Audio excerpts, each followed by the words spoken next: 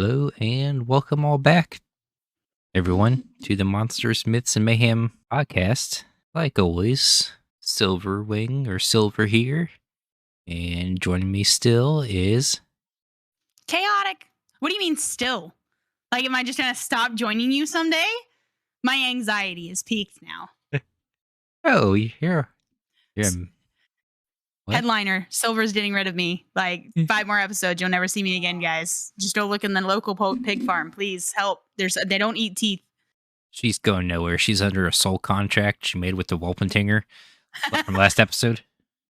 Introduction out of the way. This is episode 14, and it is concerning a kitsune. I'm sure it's a very popular creature. I'm sure, Chaotic, you've heard of the kitsunes. Yes. Again, mostly in media, but yes. We are in a lot of media nowadays. Yes, yes. Kitsune is actually the word for fox in Japanese. Mm-hmm.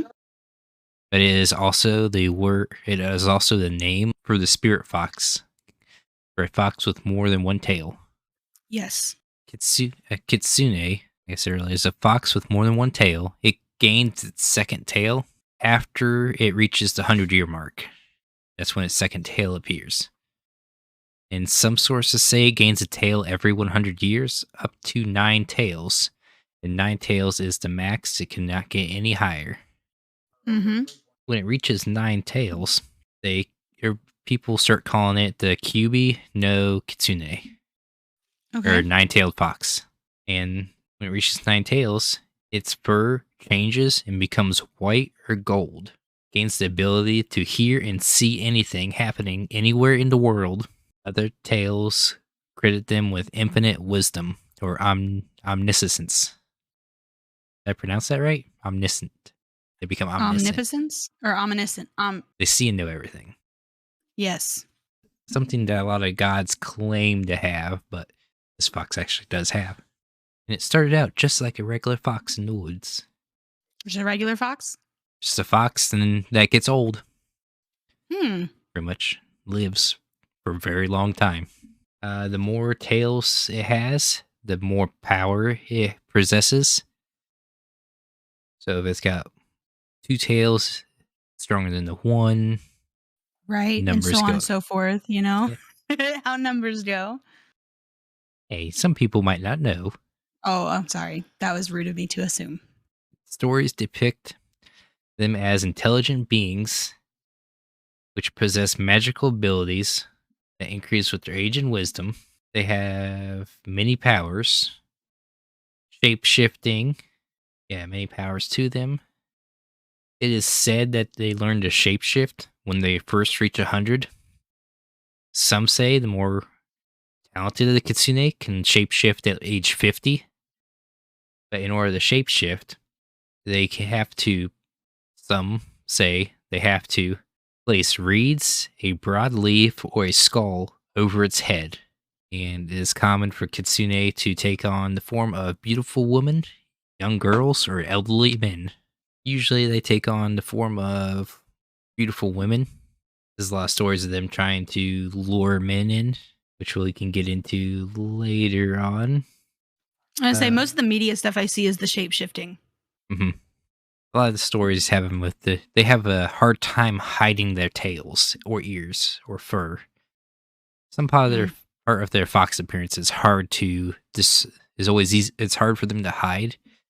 Sometimes there's different ways to discern a kitsune from a normal person when they're shapeshifted. Either they have a tail, which is the easiest spot. Their shadow is in the shape of a fox. Their reflection shows them as a fox. If you're in a big mirrored room and standing next to you is a fox in the mirror, but a person next to you, that'd be a kitsune. Some say they also possess the ability to possess somebody. And when they possess somebody, that person's face kind of turns more fox-like, more narrowed and pointed, and it is seen as a form of beauty. It was back in the day. Which got me thinking that might be where the term foxy lady came from. That sounds pretty cool, though. They still got a couple more powers. We'll finish the powers, I guess, first, and continue on with the possession and shapeshifting because that's their main abilities. Okay. But the different variants, there's different kinds of kitsune. Different kitsune have different powers. Some say they can generate lightning or fire, known as kitsune. They can willfully manifest in dreams of others. They can fly, invisible. They got invisibility, and creation of illusions so elaborate as to be almost indistinguishable from reality. Oh, intense. Some speak of kitsune with even greater powers, able to bend time and space, drive people mad, take on fantastical shapes such as a tree of incredible height, a second moon in the sky. Other kitsunes have characteristics reminiscent of vampires or succubi and feed on the life or spirit of human beings, generally through sexual contact. They may also use foxlights to lure unwary travelers into dangerous areas or simply cause them to become lost. It's like a very deep lore, like very soul reaching deep. It could be very dark or very like soul searching almost. It's nice that you mentioned that because there's actually two forms of kitsune. There is the Zenko, and then there is the Yako.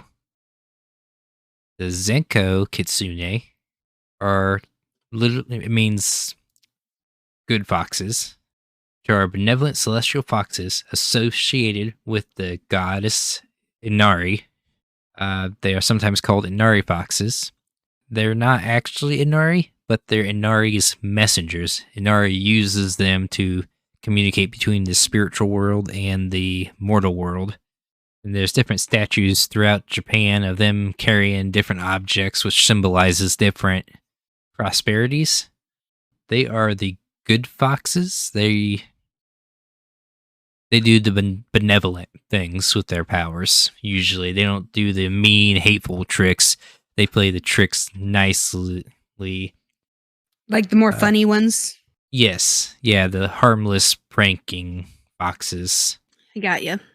They're often found in service to Shinto deities.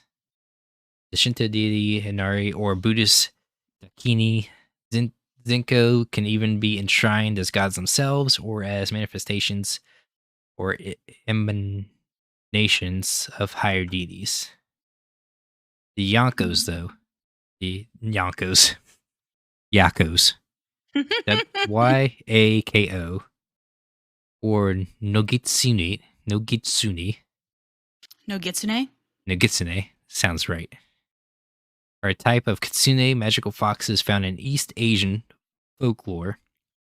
Specifically, the term refers to low-ranking wild kitsune that do not have a divine soul or serve as a messenger of gods. They are known for transforming into humans in folklore, where humans are tormented, tricked, or possessed by kitsune. The culprit is almost always a Nagitsune. They have keen danger. Nagitsune are cautious creatures with keen danger sense, dislike bright lights, and hide from the sun during the daytime. They are also afraid of bladed objects and will avoid swords and knives. They are frightened by dogs, like all kitsune are. And if they're disguised as a human and hear a dog, they might accidentally reveal their true form when startled. And the Zenko kitsune, back to the good ones, have a weird, not weird, it's got a ranking system to them. Zenko society is extremely complex, mirrors human society with families and tribes, ranks in various levels of awards and degrees. Sources disagree on the exact structure of Zenko society. According to one common classification, Zenkos are divided into 5 groups based on fur color. Tenko, heavenly foxes, Kinko, gold foxes, Ginkgo, silver foxes, Byako, white foxes, and kokuko, black foxes. Another classification divides them into 3 social ranks with no regards to coloring, with Tenko as heavenly foxes, Kuko as sky foxes, and Kiko as spirit foxes. Still, other classifications exist. Individual shrines such as the Shushimi Inari Shrine in Kyoto often have their own degrees and ranks to bestow upon hard-working Zenko. The one area where everyone agrees is that Zenko stands in stark contrast to Yako, the wild foxes. I'm not gonna lie to you, and I know we're not to the mayhem part of it, but so far I would definitely try and pet one. Oh yeah. Oh yeah. Of course, I think anybody would try and pet one if they find one. I mean, and they're so decorative. Yeah. Like they're not just foxes. A lot of the Zenkos are usually seen with jewels, either wrapped around their tails or in their mouth. Usually, some people say is where their power comes from or is held. And if somebody gets a hold of their pearl or their jewel, they can control the kitsune, be in command of it. But you will be in a world of trouble if they get their freedom back, because they are extremely freedom loving. But yeah, their ranking system in their society is kind of wild, especially since no one agrees on how they're ranked. Right. We'll go back to possession. Possession by if you are to be possessed by a kitsune, you would be called a kitsune suki. Tsuki, suki is how I presume that's pronounced. Unsure, but you're doing very good. It means state of being possessed by a fox. The victims are usually young women whom the foxes enter their body by going beneath their fingernails or through their breasts. Oh my. In some cases, the victim's facial expressions are said to change in such a way they resemble those of a fox. If a person who is possessed was illiterate at the time, they gain the ability to be literate and be able to read it. Wow, what a power. So foxes, is that in any language?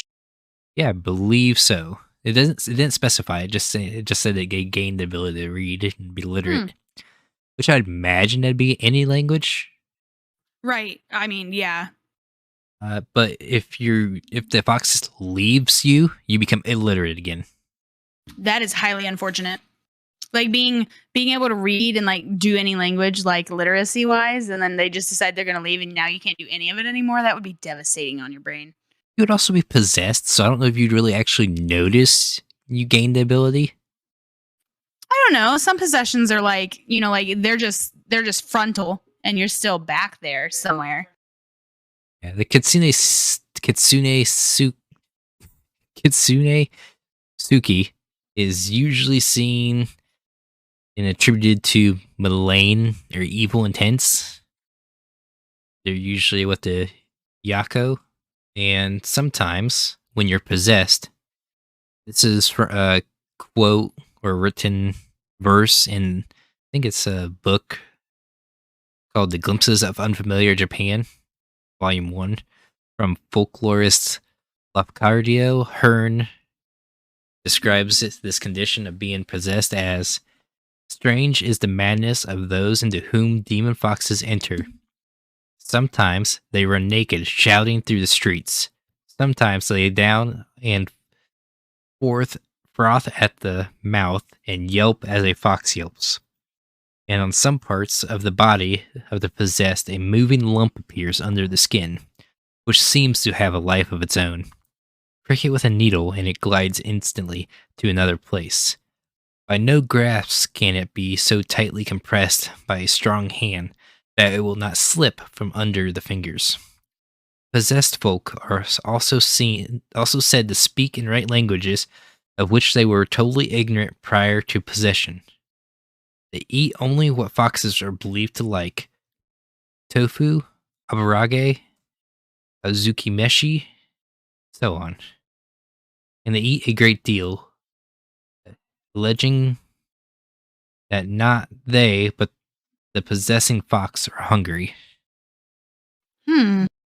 So you would gain the ability to read and write different languages.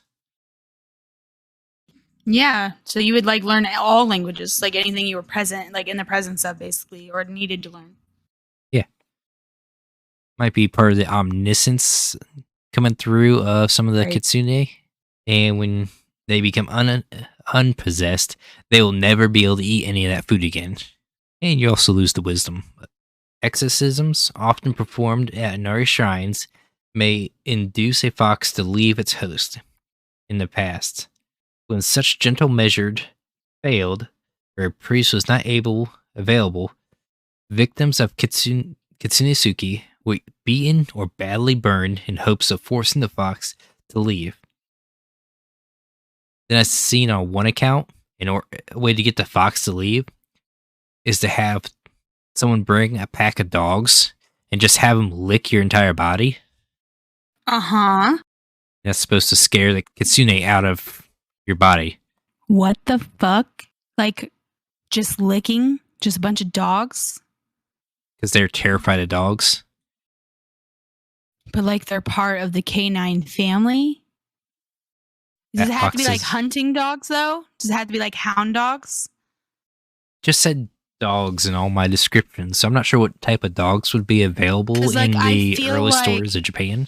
Well, I'm sure that it was probably something like hunting dogs, but my head went straight to modern day society kitsune and a chihuahua pack. I feel like the kitsune'd be like, probably not. Probably not chihuahuas. I'd imagine probably Chihuahuas. what did I say Couldn't that say weird? World of Warcraft, but we can say chihuahuas. Oh my god. Sometimes entire families were ostracized by their communities after a member of the family was thought to be possessed.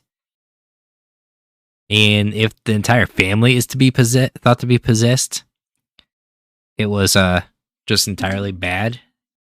No one would talk to you. Oh. I also heard recently, just from one source, you know how they answer their phone in Japan? Answer their phone? No. They say moshi moshi, Oh, okay. which the one source I've seen this in, if the person cannot say moshi moshi, they are to be believed to be a kitsune, because kitsune cannot say moshi moshi. Oh shit.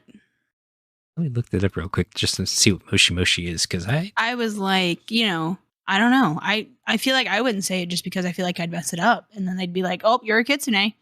Okay, so from what I've seen on Google, moshi moshi means hello. Like humble way of speaking. So kind of like in France, you can say bonjour or salut. And salut's the much casual way of saying it. So that's like what you would say to walking up to a friend. Like salut. But when you're walking up with somebody you don't know, bonjour. Like I feel like that's maybe the same concept. Probably. If anybody from Japan listening would like to let us know, please do. Any questions so far, Chaotic? I don't think so. I think I got the gist. It's kind of what I expected. There's some new things obviously that I didn't know because media is not going to tell you everything, but I think I'm following well enough. I think I got it. They're both good and bad ranking systems. Story time.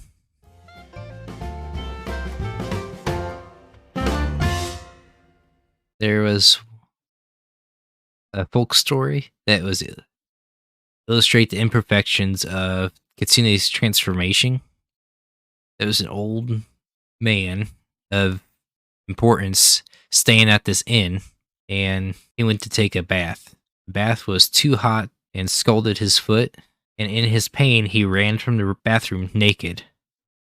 When the people of the household saw him, they were astonished to see he had fur covering much of his body, along with a fox's tail.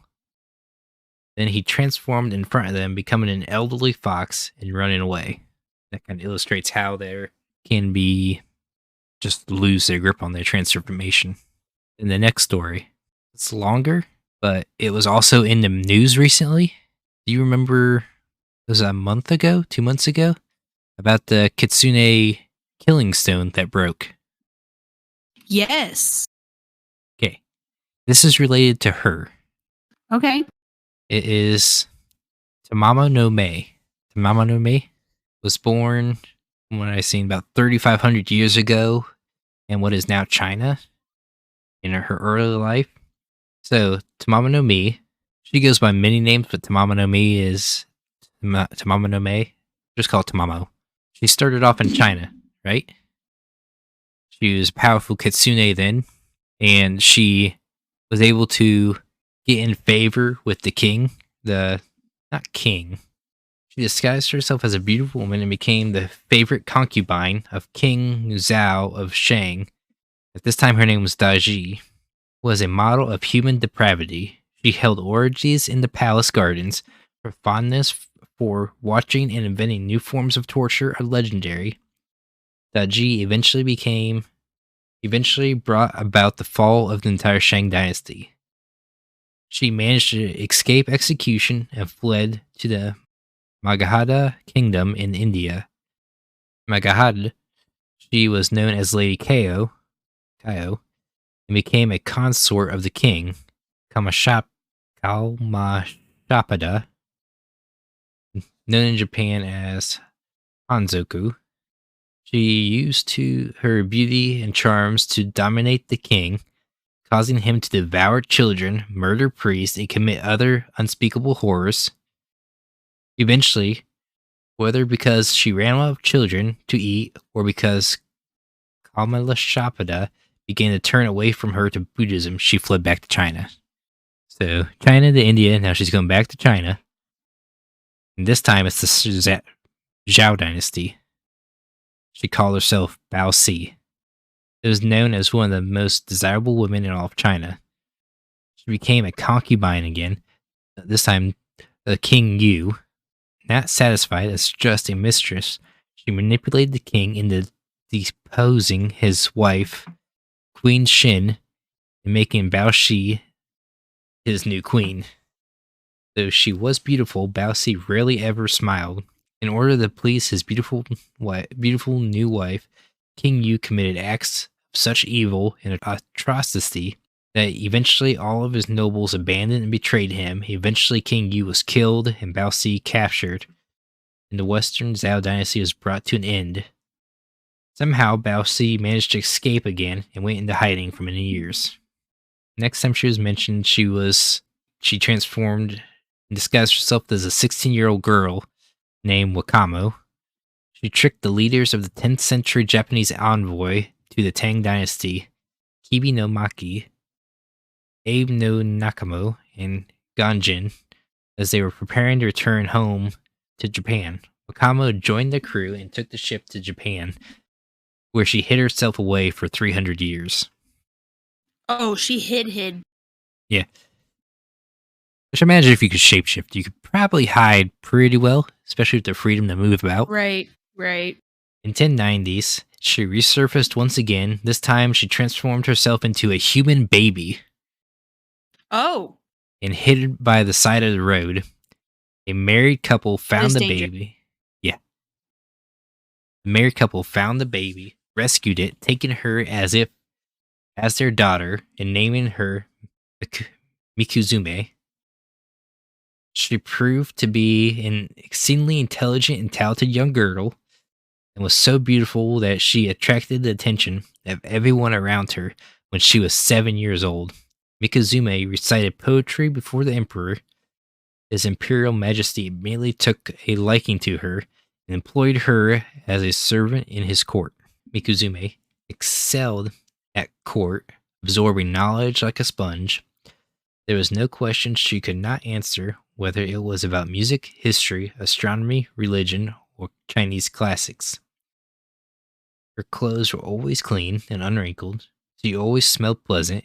Mikuzume had the most beautiful face in all of Japan, and everyone who saw her loved her. During the summer of her 18th year, a poetry and instrumental recital was held in Mikuzume's honor. During the recital, an unexpected storm fell upon the palace. All of the candles in the recital room was snuffed, leaving the participants in the dark. Suddenly, a bright light emanated from Mikuzume's body. Everybody at the court was so impressed by her genius and declared that she must have had an exceedingly good and holy previous life. That's when she was given the name Tamamo no Mae. Emperor Toba, already exceedingly fond of her, made her his consort. Almost immediately after she became the emperor's consort, the emperor fell deathly ill.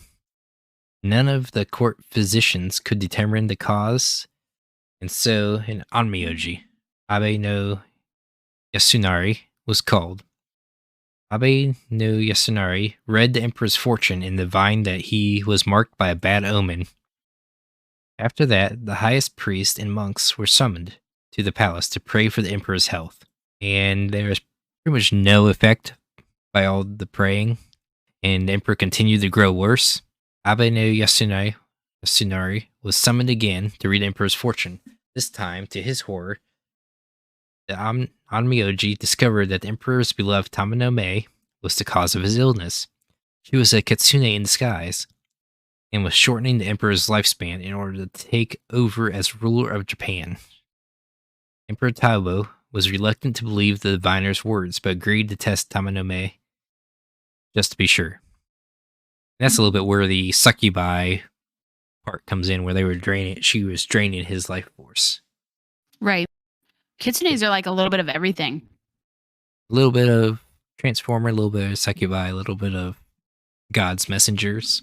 In order to test Tamamo no Mae, to be sure, the onmyoji We're prepared at a loss for words. Hang on. Yeah.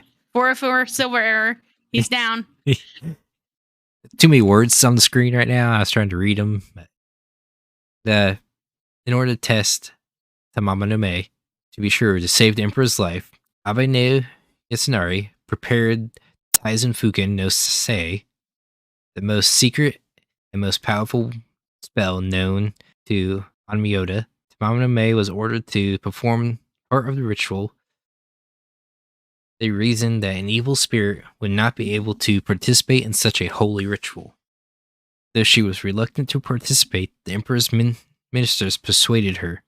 They told her that it would increase her standing and admiration among the court. She had little choice but to accept. When the ritual was performed, Tamamo no Mae dressed even more beautifully than normal. She recited the holy words as expected and played her part extremely well. But just as she prepared to wave the ceremonial staff, she vanished. Abe no Yasunari's divination was confirmed. The court flew into an uproar. Soon after, word arrived that women and children were disappearing near Nasuno in Shimosuke province. The court sorcerers determined that Tama no Mae was the cause, and it was decided that she must be destroyed once and for all. The emperor summoned the best warriors in all the land, and then charged the most superb of them, Kazasano Suke and Miyuranosuke, to find Tama no Mae. The warriors gladly accepted the honor. They purified themselves and set out with an army of 80,000 men to slay the nine-tailed kitsune. That's a lot of people to slay one. Yeah.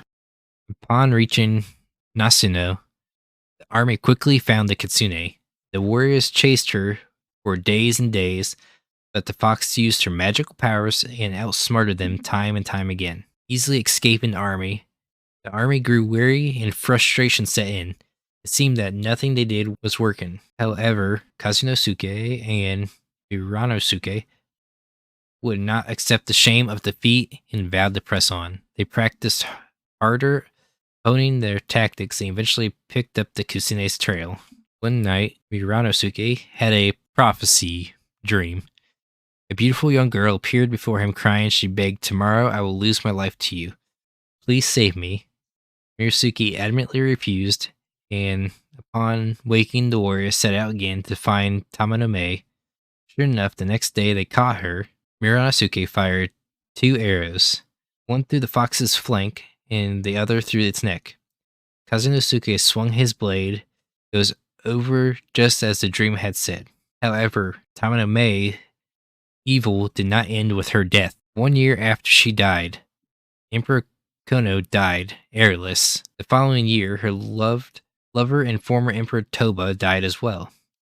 A succession crisis ignited between forces loyal to Emperor Go Shikakawa and forces loyal to former Emperor Tsutoku. This crisis started the Fujiwara Minamoto rivalry that led to the Genpei War, end of the Heian period, and the rise of the first shogun. As if that were not enough, Tamino Mei's spirit haunted a massive boulder which killed every living thing that touched it, which happened to be the boulder that broke this year. Right. With no reason or expectation why. Ooh. So Spicy. did she come back? Maybe. Who knows? Possibly. Maybe. And that also leads to how did they kill the kitsune? Well, the only way to kill a kitsune is to cut off all its tails. Well, to be more precise, to cut off its first tail. But just to be safe, to know you cut off its first tail, you might as well cut off all its tails. And that's the story. It's a little bit longer story than normal, but hope everybody enjoyed it. So now we shall move on with the mayhem.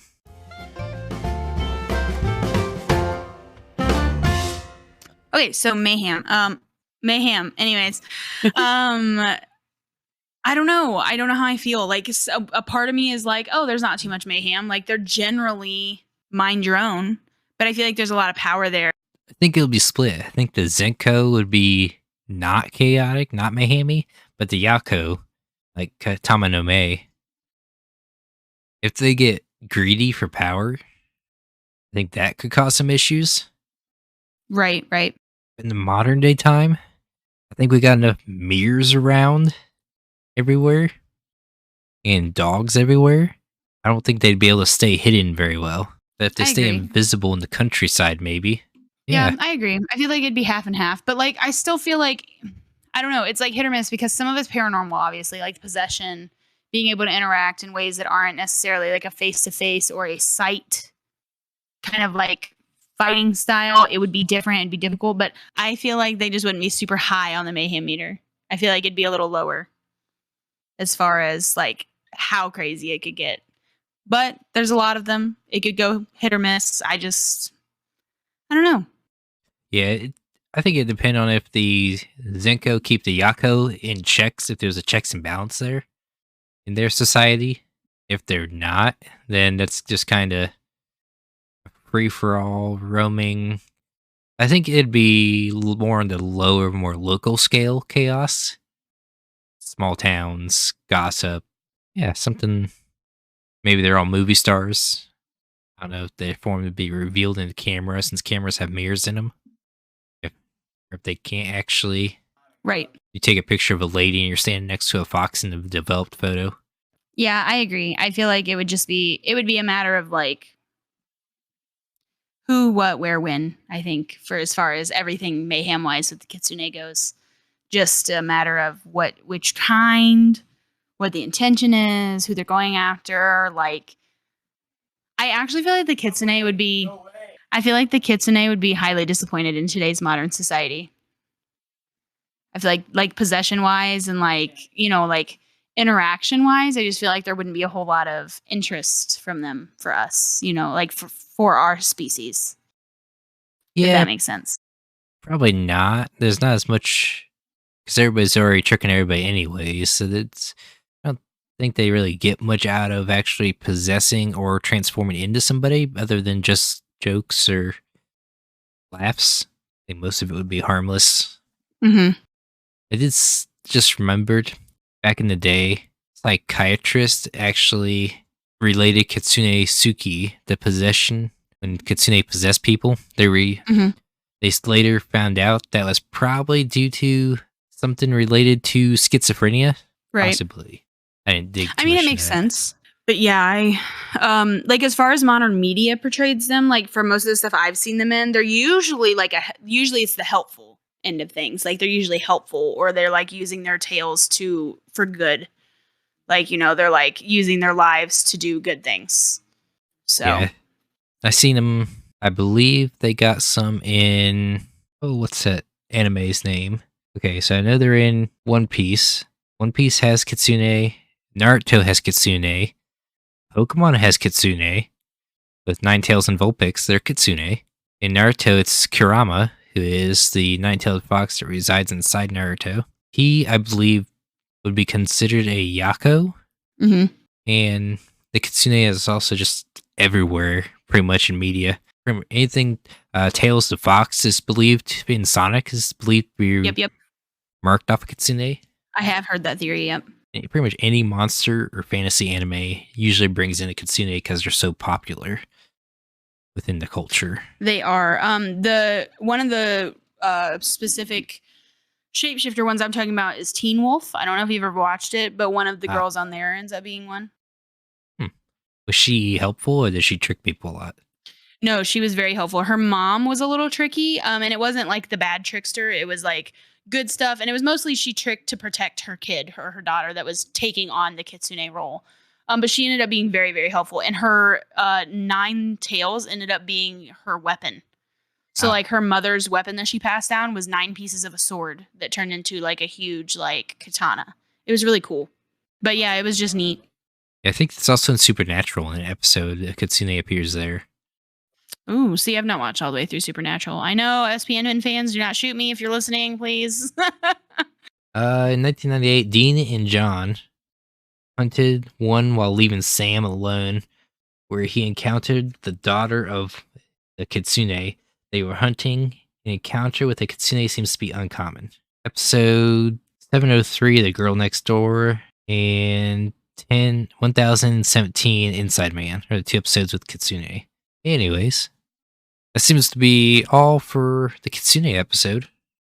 I feel like it was a good one, very informative. It was a lot of storytelling, but I like the kitsune. Like you said, though, it could like endlessly go on. There's so much to learn about them and so much of them. And the culture is so much more in depth than I went into with the powers and the actual cultural significance to Japan. But yeah, back to you, Chaotic, with the weather. Whoa, with the weather. Or the outro.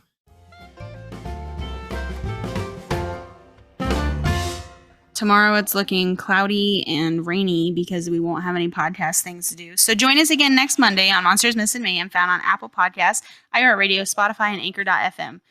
Silver and Chaotic talk about how monsters and myths came to be and how they would be received in modern-day society. Follow, like, and subscribe to support. Also find the podcast on Twitter and Discord with the links below to help keep up to date with the newest merch and activity.